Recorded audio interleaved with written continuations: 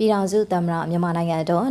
သမ္မတရုံးသည့်အမိန့်အမှတ်40မြင်းဆောင်2026အား1388ခုနှစ်ကစုံလဆန်း2ရက်2026ခုနှစ်ဧပြီလ18ရက်နေ့ရက်စွဲနဲ့ထုတ်ပြန်ပါသည်။အဲ့ဒီအမိန့်အပြည့်စုံမှာပြည်ထံလူငိမ့်ခွင့်အမိန့်ငလာအခါသမယအထိမ်းအမှတ်အဖြစ်လက်ကောင်ပြည်သူလူထုနှလုံးစိမ်ဝမ်းအေဂျင်စီနှင့်လူသားချင်းစာနာထောက်ထားမှုကိုအလေးထားသောအဖြစ်လက်ကောင်နိုင်ငံတော်တည်ဆောက်ရေးမှာပါဝင်နိုင်စေရန်အတွက်လက်ကောင်နိုင်ငံတော်သမ္မတသည်အကျဉ်းတောင်အချုပ်တောင်အကျဉ်းစခန်းအသီးသီးမှပြည်ထံကြခံလျက်ရှိတဲ့အကျဉ်းသားအကျဉ်းသူ4335ဦးကိုရာဇဝတ်ကျင့်ထုံးဥပဒေပုံမှ401ပုံမှန်ခွဲ1အရ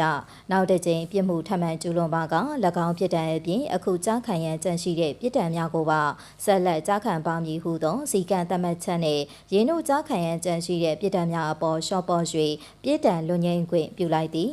ပုံမင်းအောင်လှိုင်နိုင်ငံတော်သမ္မတပြည်ထောင်စုမြန်မာနိုင်ငံတော်ဟု၍ဖော်ပြပါရှိပါရရှင်